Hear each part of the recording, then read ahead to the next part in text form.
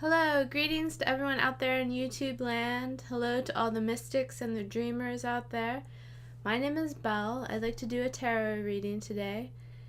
I'm using 3 decks of cards. I'll be using the Shadowscapes Tarot, Paulina Tarot, and Chrysalis Tarot.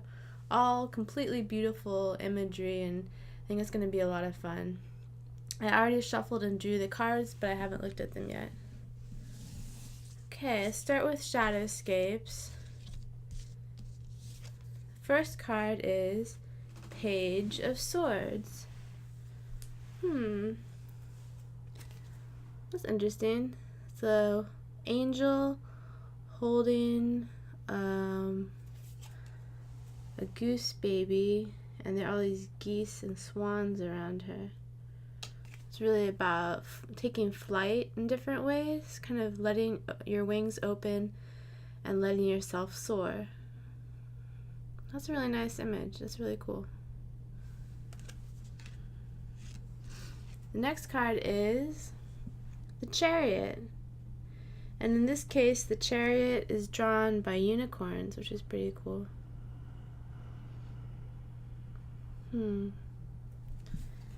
I think this card, it could be talking about keeping your head above water, because you notice that the Chariot is going by the sea, and there's some sea turtles there. So I would say it's about keeping your head above water, staying brave and bold, and keeping moving forward. The third card is King of Cups.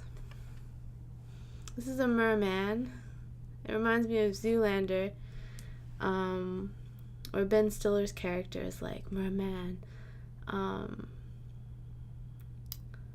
Anyway, it's kind of a majestic card. I feel like the seahorse and the merman are having some type of communication there. And there are sea turtles in this one as well. It's interesting. Let's see what the last card is and see how these all go together. Well, the last one is a mermaid, 8 of Cups. And she has a little lantern there, and it looks like she's going to be diving into really deep water. This is kind of interesting. I think the imagery of the water could be talking about the sea of consciousness. So first we start out with the air, represented by all the different birds and the wings, soaring to new heights. And then after that, you're starting to get your feet wet, but keeping your head above water. And then we have a majestic sense of being totally in the water, so totally immersed in the sea of consciousness. And then it's even possible within the sea of consciousness to dive even deeper to kind of shadowy depths, which could be working with the shadow side of life.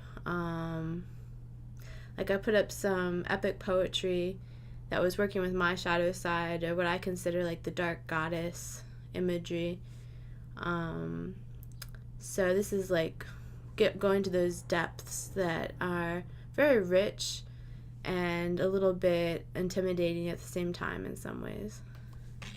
That's really cool. I really like that sequence of cards. It lends itself to that sea of consciousness interpretation. That's really cool. Okay, next is the 4 cards from Paulina Tarot. Excuse me, I have a little bit of congestion today. I feel like I'm about to get a cold, but I'm really keeping my fingers crossed that I don't get a cold, although I guess it's that time of year. Okay, the first card of the Paulina Tarot is the 9 of Wands. This card is kind of like a warning card to me. It's about keeping steady in the face of negativity, whether that's negative self-talk or people who are kind of toxic, or just general obstacles in life. It's like staying afloat above the obstacles. The next card is King of Swords. This card looks kind of overgrown to me.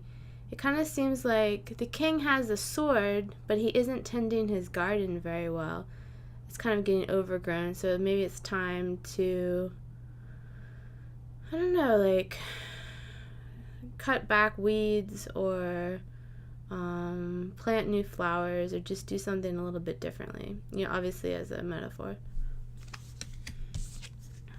And then the third card from Paulina Tarot is Page of Pentacles. This character is not very grounded. He or she is kind of flying up, kind of coasting almost. It looks like it's like a type of fun, but you want to make sure you're grounded at the same time. And the last card is the Moon. And it's interesting, the Moon card is represented by this river and this scene with a couple different types of animals. It's kind of interesting. It's almost like getting back to nature in this card. Okay, let's move on to the 4 cards from the Chrysalis Tarot.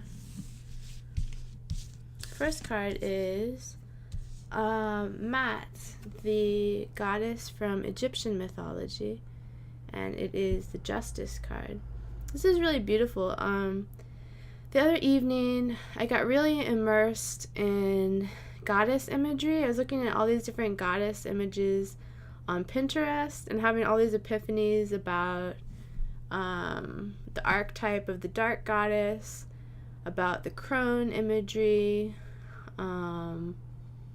It was really fun. I really recommend, if you're kind of in the mood for something lighthearted, but at the same time just a little bit stimulating, but not too much. Pinterest is nice for taking a break and just kind of like surfing through some images. But it's surprisingly thought-provoking sometimes, depending on what you're looking at. So it was really fun to look at the goddess imagery. And a few of the Egyptian goddesses came up. For instance, there's an Egyptian goddess called, I can't pronounce it correctly, but Sekhmet or something like that. And it's a goddess with the head of a lion. And I thought that was really interesting because I've been thinking about lions a little bit recently. I don't know very much about the Egyptian goddesses, but I know they're very powerful, and it's just a wonderful, rich mythology from the little bit that I know about it. And I know a lot of people in spirituality like to go back and explore the Egyptian mythology because it is so rich. And I'm really interested in the Justice card. Justice is such a cool thing. I think there's all different kinds of justice. There's obviously the kind that we think of most of the time with the courts and the judicial system. But there's also like a personal sense of justice with your own ethics and values. There's a spiritual sense of justice if you believe in any type of karma, or I don't really believe in karma because I think it's a little bit negative personally, even though I know a lot of people like to believe in it. So there's all kinds of ways. Like I still think there's a spiritual sense of justice. There's all kinds of ways to think about it. So this is a thought-provoking card. It's kind of interesting. I think justice goes with the idea of forgiveness. There's a balance between wanting to forgive, but at the same time not condoning actions that are toxic or harmful. So that's pretty interesting to me, that balance of justice and forgiveness. Or you can even forgive, but at the same time have really strong boundaries. So I think these are all important issues. The next card from the Chrysalis Tarot is Green Man, which is traditionally the Emperor card.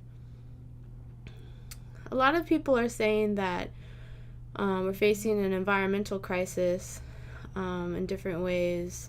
A lot of different species of animals are disappearing. I don't know the exact statistics, obviously, right now, but it's good to, I think we can, like, regenerate a lot of things. For instance, I think even rainforests can regrow to a certain extent if there's enough left, but